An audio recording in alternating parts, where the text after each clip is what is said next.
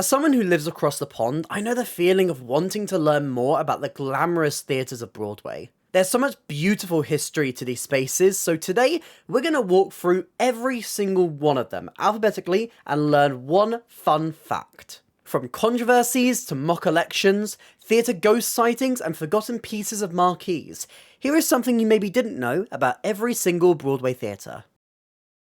Previously known as the Martin Beck after the first owner of this theatre, the Owl Hirschfeld was renamed in 2003 after the famed illustrator who passed away earlier that year. The marquee features a self-portrait by Hirschfeld that is outlined in neon, where he uses his own head as an inkwell for his drawings. Now originally, when this was unveiled, the colour of the ink was red, and as you can imagine, this gave a slightly gory aspect to the marquee. Nowadays, this is instead lit in blue. Arthur Miller's final new Broadway play opened at the Ambassador Theatre on the 9th of April 2000.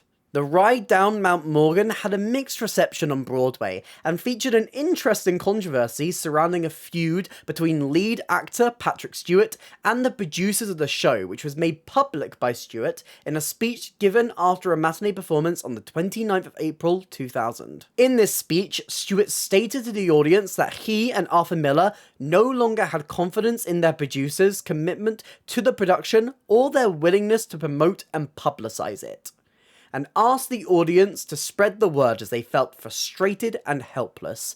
The play closed on Broadway a few months later. The August Wilson Theatre, back when it was known as the Virginia, was home to a play entitled The Best Man.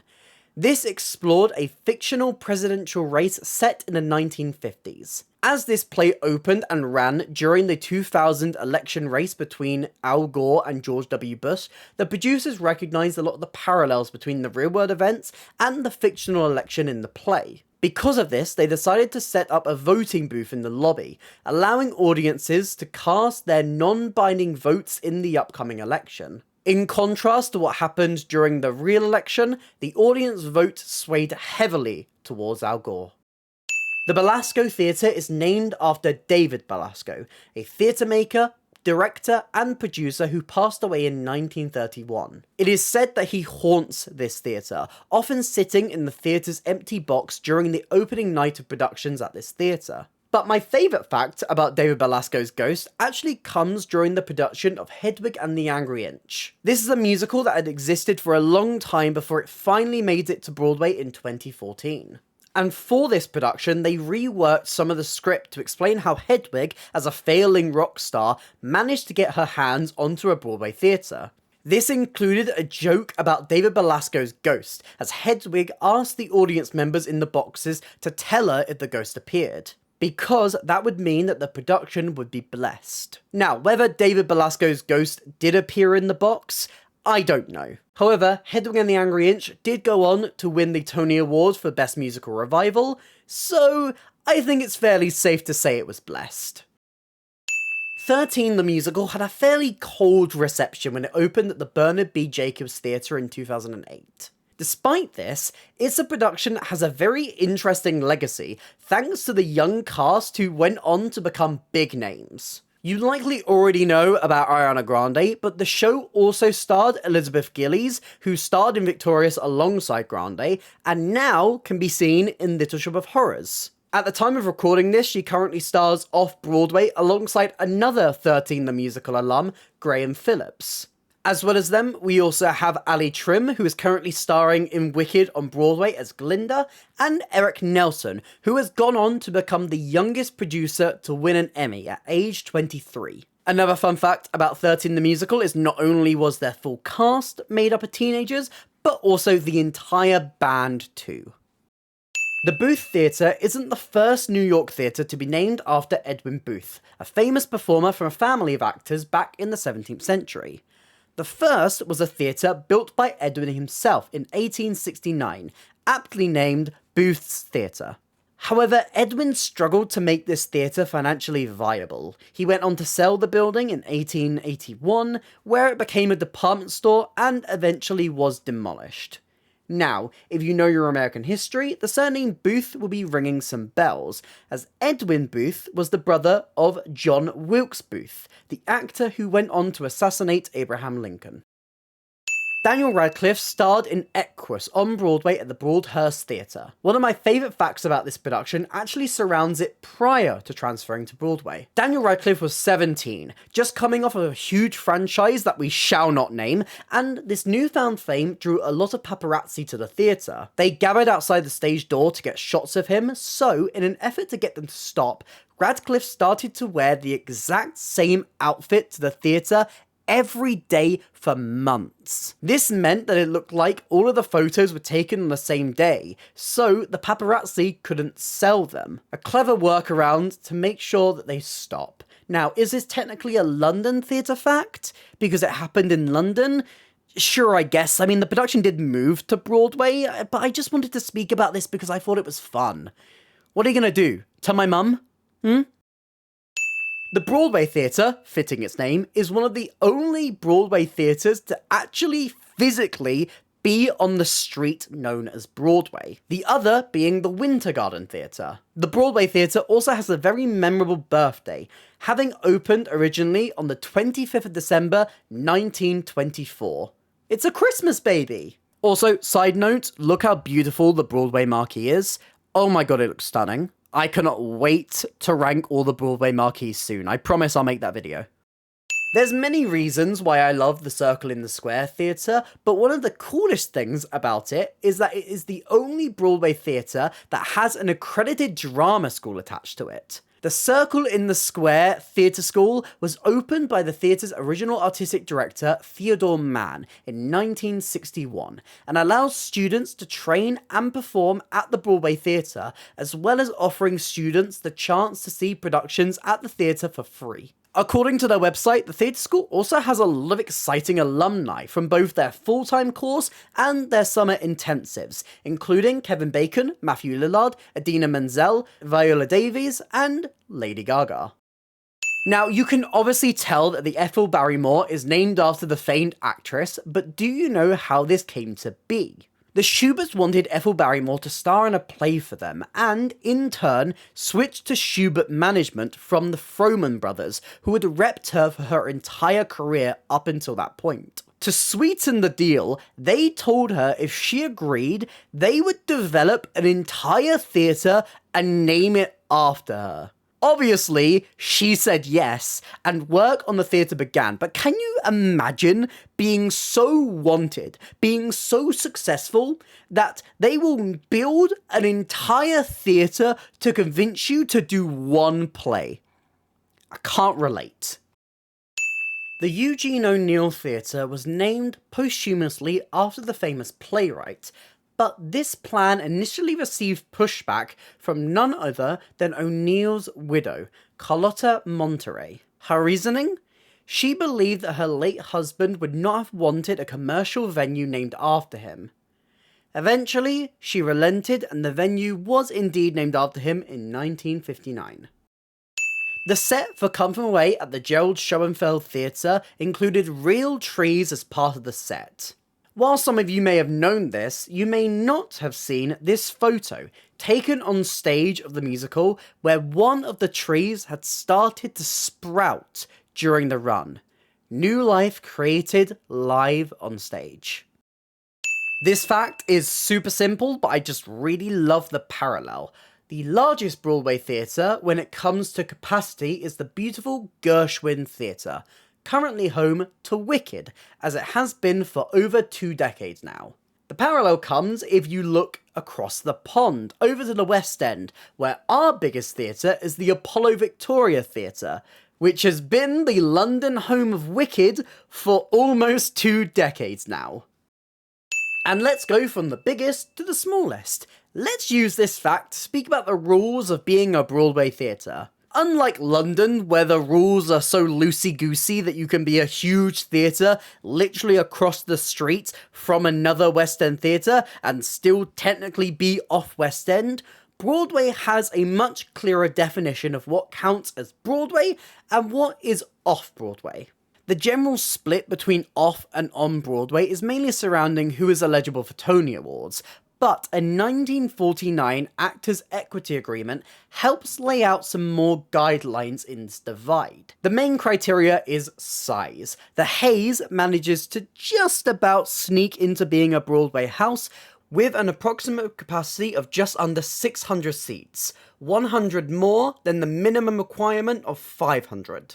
Other stipulations include following equity protection rules, providing legitimate theatre productions, and generally being within the Manhattan Theatre District. The only exception to these rules is the Vivian Beaumont Theatre, which is slightly outside of said district. The Hudson Theatre is the oldest Broadway theatre, but the building has been used for many different uses over the decades, including a radio and television studio through the 30s, 40s and 50s, a cinema in the 70s, firstly showing porn before trying to be more straight, unsuccessfully. In the 80s, it was briefly known as the Savoy nightclub and then was converted into a hotel and conference space, before becoming a Broadway theatre again in 2017. Talk about variety. The Imperial Theatre was the 50th venue opened by the Schubert Organization in New York City, which, if we've learned anything about them through this video, it just makes so much sense. Of course they had opened over 50 venues. They literally built one to convince an actress to do a play. The Imperial, just like the Broadway Theatre, is also a Christmas baby, opening exactly 1 year prior to the Broadway Theatre on the 25th of December 1923. Looking through the many productions that have played at the James Earl Jones Theatre, previously known as the Court, one stood out to me. Back in 2009, Will Ferrell took the stage in a satire about George W. Bush. He had previously impersonated the president during his time on Saturday Night Live, and this show, entitled You're Welcome America, A Final Night with George W. Bush, had its first preview on the 20th of January 2009, the final day of Bush's second term before Obama moved into the White House. I cannot believe in this Broadway Fun Facts video I have managed to speak about George W. Bush twice. This production broke weekly house records at the time, but now that title belongs to Gutenberg, a show which had a revolving door of cameos, which did include Will Ferrell, who returned to the theatre in November 2023. A full circle moment. The John Golden Theatre's longest running show and their first show have a very fun parallel. The John Golden Theatre opened with a production of a play called Puppets of Passion, which is a sentence that has a lot of alliteration. But sadly, this show was a huge flop, closing after just 12 performances. In fact, the New York Times Review praised the theatre more than it praised the play. The funny parallel actually comes when you realise that the first show at the John Golden was called Puppets of Passion, and their longest running show is the musical Avenue Q, the Sesame Street-esque adult musical comedy. Now, from what I can tell, Puppets of Passion didn't actually include puppets, so maybe if they did, it would have been a hit. The Lena Horne Theatre, currently home to Six the Musical, became the first Broadway theatre to be named after a black woman in 2022.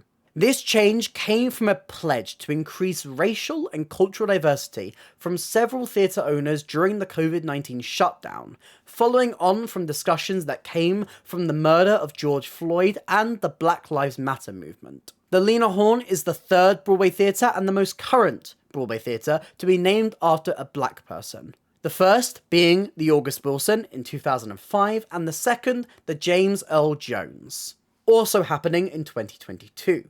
It's progress, but there's still a long way to go.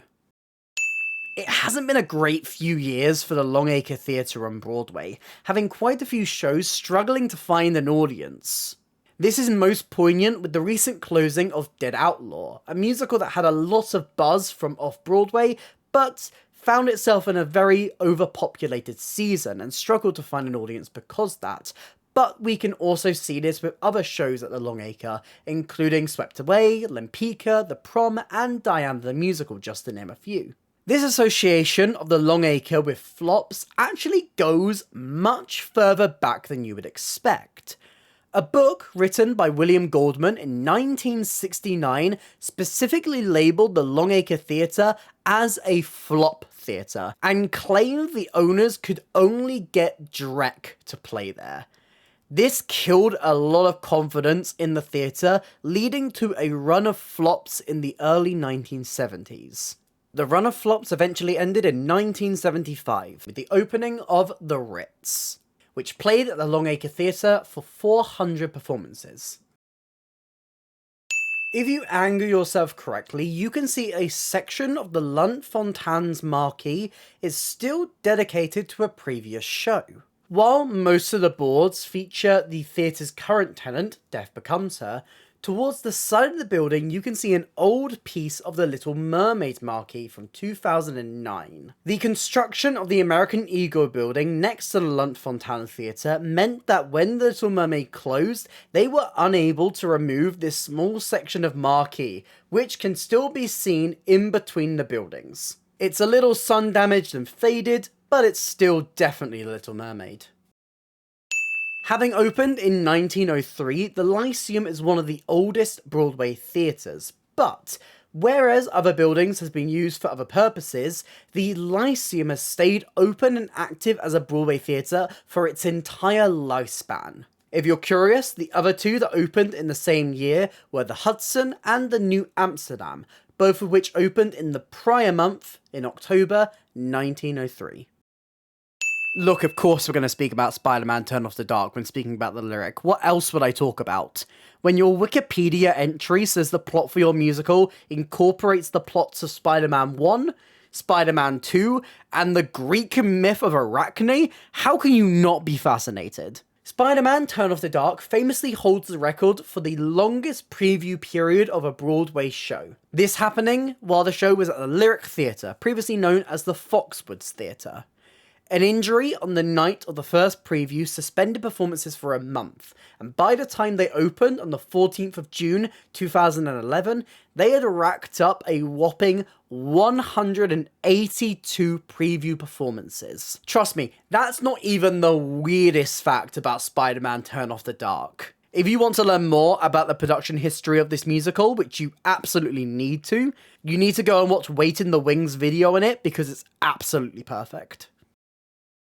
Despite how long the show lasted at the venue, Cameron Mackintosh was initially hesitant to open Phantom of the Opera at the Majestic Theatre. Articles from the time suggested he wanted a venue like the Hirschfeld or the Minskoff, but the Schuberts, who owned the Majestic, managed to convince Mackintosh. To do so, they brought in theatre consultant Peter Feller, who made $1 million worth of renovations to the theatre. These included enlarging the proscenium opening, strengthening the roof for the iconic chandelier fall, and building a pit underneath the stage to account for set changes. Phantom then went on to become Broadway's longest running show, staying at the Majestic until 2023.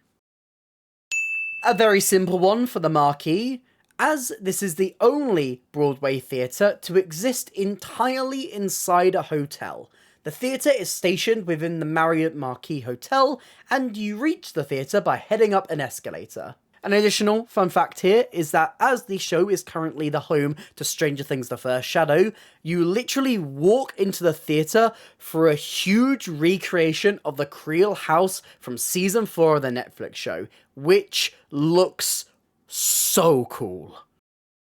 Now, as I was collecting facts for this video, they announced that Gavin Lee will be taking over the role of Scar in The Lion King, doing so at the Minskoff Theatre on Broadway, and honestly, that news is so exciting that I don't want to speak about anything else. I'm dedicating this entire fact slot to it. Now, Gavin Lee is no stranger to a Disney musical. He originated the role of Bert in Mary Poppins, both in London and on Broadway, and took on the role of Lumiere in Beauty and the Beast.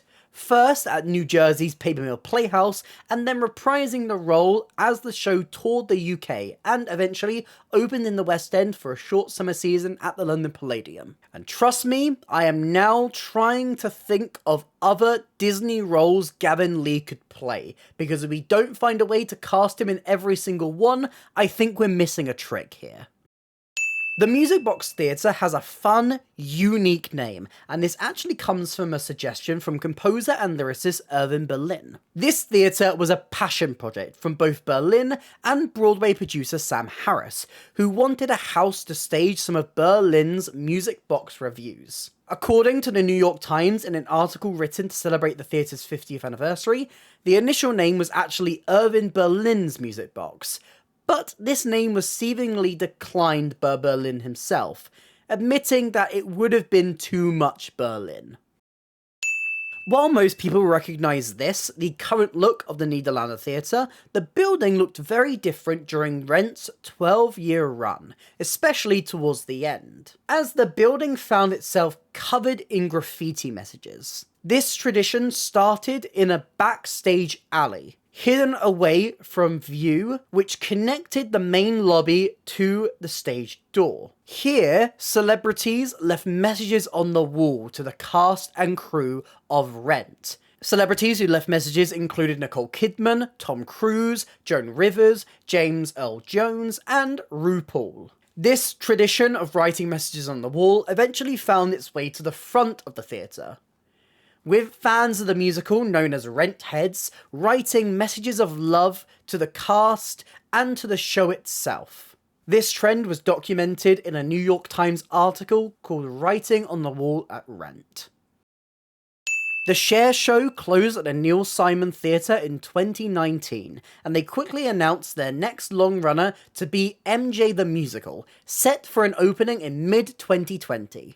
Along with that news, they also announced that Ephraim Sykes would be taking on the role of MJ. However, with the delay caused by COVID-19, Sykes had to pull out from the production, so when it eventually opened in 2022, the role of MJ had been given to newcomer and eventual Tony winner Miles Frost. Also, side note, the Neil Simon used to be known as the Alvin Theatre, and every time I think of that, all I can think of is Alvin and the Chipmunks. Alvin! Since reopening the theatre as a theatrical space in 1997, Disney Theatrical have controlled the New Amsterdam. They first leased the building before eventually taking over full operation. This is why all of the main productions to open at this theatre have been Disney Theatrical produced shows: Lion King, Mary Poppins, and Aladdin. There may be more exceptions to this rule than this, but from what I can see, the only production to play at this venue not to be produced by Disney Theatricals was a one-night concert production of Chess, which starred a 22-year-old Josh Groban in his Broadway debut. A bonus fun fact about the New Amsterdam, which links back to Disney's control of the building, is that during COVID, the theatre was re-themed for a fake Lilo and Stitch musical for the filming of a Disney Plus original film, Better Nate Than Never. I'm sure some of you may know this fact, but I still love it. The Palace Theatre closed for renovations back in 2018, which planned to raise the theatre by 30 feet into the air, allowing for businesses and retail spaces to be built underneath the theatre as part of TSX Broadway. Now, it's so fitting that the final show prior to this closure was the SpongeBob musical, because it always makes me think of this SpongeBob quote. We should take Bikini Bottom and push it somewhere else! The Richard Rodgers Theatre has a great track record for hosting Tony-winning Best Plays and Musicals. With Hamilton currently sitting there and not budging, their current record is 11. These are Guys and Dolls, Damn Yankees, Redhead, How to Succeed at Business Without Really Trying, 1776, Raisin, Nine, Fences, Lost in Yonkers, In the Heights, and of course Hamilton. There was a large period of history where the Samuel J. Friedman Theatre was left abandoned. The theatre had closed in 1987, the same year where the New York Landmarks Preservation Commission designated the theatre's interior a landmark, but failed to give this to the exterior as well. This made it difficult for many reasons for anything to happen to this theatre. They couldn't demolish it, but equally the small size meant that it wasn't very economical to invest in. It bounced between potential buyers, with most deals falling through. Because of this, the theatre was left vacant for years. It was damaged by arson, trespassers, thieves, and eventually it was taken up by its current owners, the non-profit theatre company, the Manhattan Theatre Club, or MTC, who renovated the damaged building and made it into a Broadway venue once more. Now, throughout this video, I've mentioned the Schuberts and their undeniable influence on Broadway theatre, and at last we come to the Schubert Theatre. This venue is specifically named after Sam S. Schubert, in a tribute from his brothers Lee and JJ after he passed away in an accident a few years prior, being only 26 at the time of his death. This is one of many theatres that the Schubert brothers named in Sam's honour. A lot of these have been renamed since, but could be found in Missouri, Minnesota, Chicago, and Boston. Prior to reopening as a Broadway theatre, the Stephen Sondheim was the home to several different nightclubs and discotheques. It once again became a theatre, but funnily enough, managed to keep the nightclub vibe as its next tenant was Cabaret. The previous club inside the building was re-themed to the Kit Kat Club, as the theatre showed Roundabout's production of Cabaret, creating a club within a club concept. This didn't last too long, however. A nearby construction issue meant that Cabaret had to relocate to finish its run, moving to Studio 54, which we'll speak about very soon.